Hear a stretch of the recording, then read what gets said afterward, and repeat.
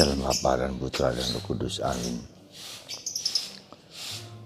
Allah yang Maha Kuasa, kami bersyukur atas leluhur kami, orang tua kami, kakek nenek, dan leluhur kami yang sudah meninggal jauh-jauh hari. Karena mereka lah kami bisa hidup, bisa ada sampai sekarang dan seperti sekarang ini. Kami bersyukur karena mereka kami bisa menghirup udara dan menikmati keindahan alam ini. Berkatilah dan terimalah mereka dalam pangkuan. Terpujilah namamu kini dan sepanjang segala masa. Amin. Para saudara, hari ini gereja merayakan Santa Ana dan Santo Yohakim, orang tua dari Bunda Maria.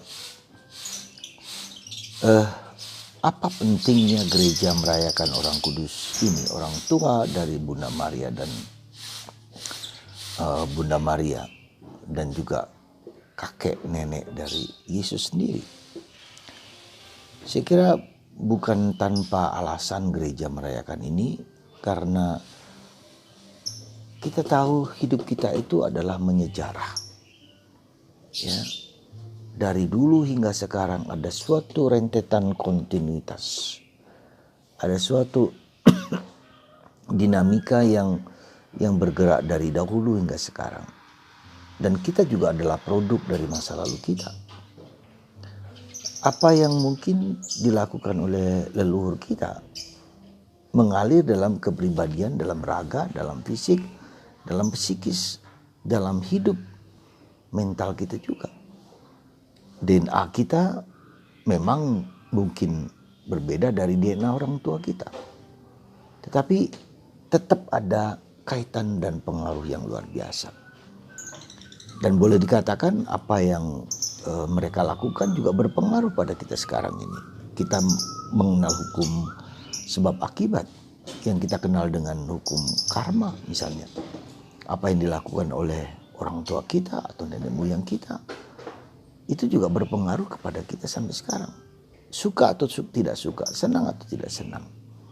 Nah, tergantung kita apakah kita mau menerimanya yang baik dan melepaskan atau mengecilkan atau mengurangi atau bahkan dalam tanda petik membebaskan kita dari belenggu-belenggu itu, dari masa lalu kita yang tidak baik.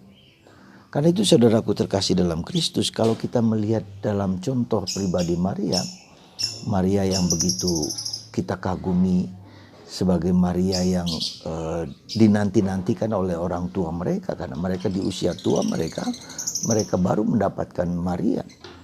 Dan itu menjadi suatu indikasi, suatu tanda juga seperti misalnya orang tua dari Yohanes Pembaptis, Zakaria dan Elizabeth. Jadi mereka menantikan kelahiran sang anak sebagai suatu anugerah, ya, sebagai suatu harapan bagi orang tua mereka. Ketika tidak mendapat anak, itu merupakan suatu aib bagi keluarga. Dan ternyata Tuhan juga bertindak mengabulkan doa mereka, dan karena ketulusan hati mereka dan karena rencana Allah dalam hidup mereka.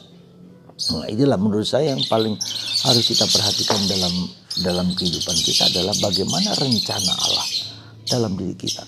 Apa yang Tuhan rencanakan bagi kita?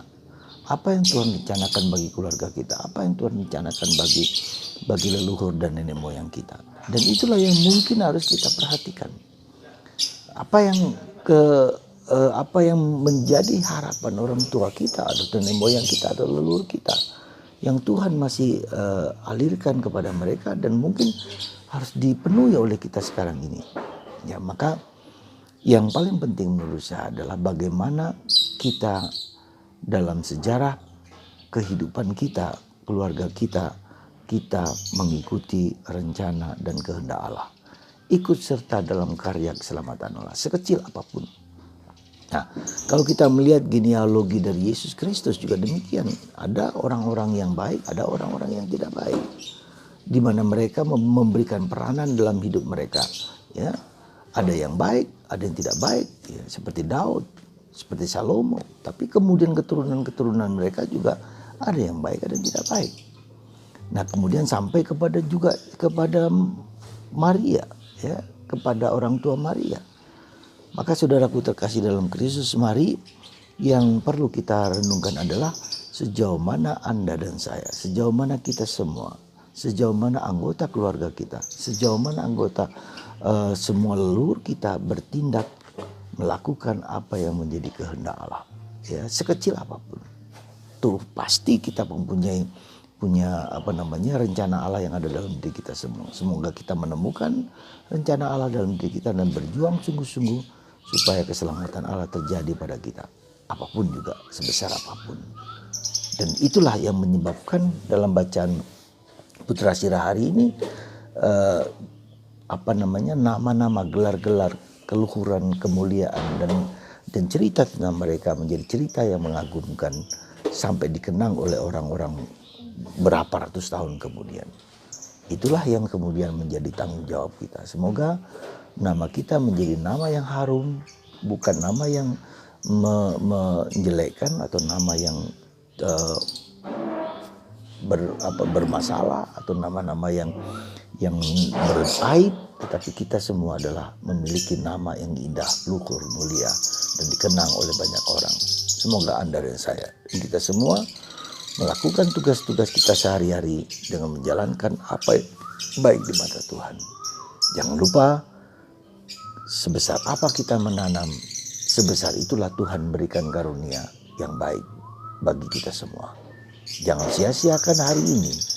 Jangan sia-siakan rahmat yang Tuhan berikan sekarang, karena itu berpengaruh kepada anak cucu kita. Tuhan memberkati kita semua dalam nama Bapa, Putra, dan Roh Kudus. Amin.